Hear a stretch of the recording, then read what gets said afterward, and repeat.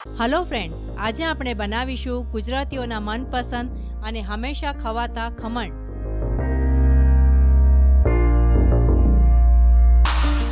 એક બાઉલમાં 1 કપ ચણાનો લોટ ચાળી લેશો. આ લોટને ચાળી લેવાથી ખમણ બનાવતી વખતે કોઈ લમ્સ નહીં રહે.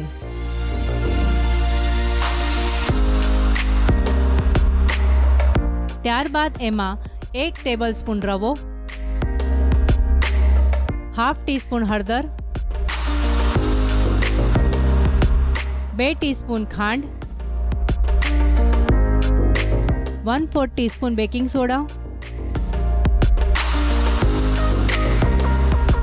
1/2 टीस्पून आदू અને લીલા મરચાંની પેસ્ટ અને સ્વાદ પ્રમાણે મીઠું નાખી દઈશું.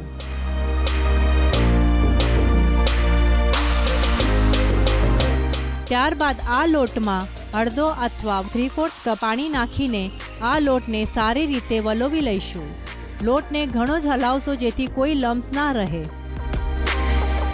આ લોટને બતાવ્યા પ્રમાણે તૈયાર કરશો. ત્યારબાદ એમાં 1 ટીસ્પૂન તેલ નાખીને આ લોટને ફરીથી એકવાર સારી રીતે હલાવી લેશો.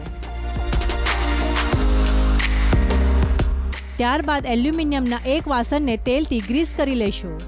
એલ્યુમિનિયમનું વાસણ ન હોય તો સ્ટીલનું વાસણ પણ ચાલશે. બનાવી મૂકેલા આ લોટમાં 1 પેકેટ ઈનો ઉમેરી દેશો. ઈનો નાખ્યા પછી તેના ઉપર થોડું પાણી નાખીને આ લોટને ખૂબ જ હલાવશો. આ લોટને ઘણો જ સારી રીતે હલાવી લેશો જેથી લોટનું પ્રમાણ ડબલ થઈ જશે. ત્યારબાદ આ લોટને ગ્રીસ કરી મૂકેલા વાસણમાં નાખી દેશો.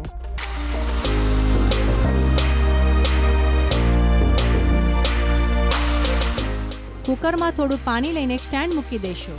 ત્યારબાદ બનાવીને મૂકેલા આ મિશ્રણને આ સ્ટેન્ડ ઉપર મૂકી દેશો. ત્યારબાદ કુકરને સીટી ન મૂકતા 15 થી 20 મિનિટ સુધી ગેસ ઉપર રવા દેશો. ધ્યાન રહે કુકર વચ્ચે ખોલવાનું નથી. ત્યારબાદ આ વાસણને થોડું ઠંડુ થયા બાદ એક પ્લેટમાં પલટાવી લઈશું.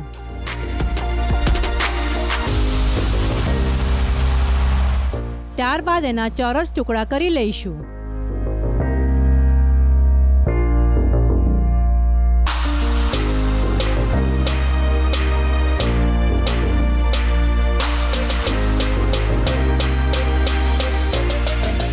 હવે આપણે ખમણ માટેનો વઘાર તૈયાર કરી લઈશું. એક વાસણમાં થોડું તેલ ગરમ થયા બાદ 1 ટીસ્પૂન રાઈ, 1/4 ટીસ્પૂન હિંગ, 5 થી 7 લાંબા કાપેલા લીલા મરચાં અને 10 થી 12 લીલો લીમડો નાખી દઈશું. ત્યારબાદ આ વઘારને કાપીને મૂકેલા ખમણ ઉપર નાખી દઈશું. ખમણ વધારે સોફ્ટ જોઈતા હશે તો થોડા પાણીમાં થોડી ખાંડ મેલ્ટ કરીને વઘાર નાખ્યા બાદ આ ખમણ ઉપર નાખી શકો છો. ખમણ ઢોકળા ખાવા માટે હવે તૈયાર છે.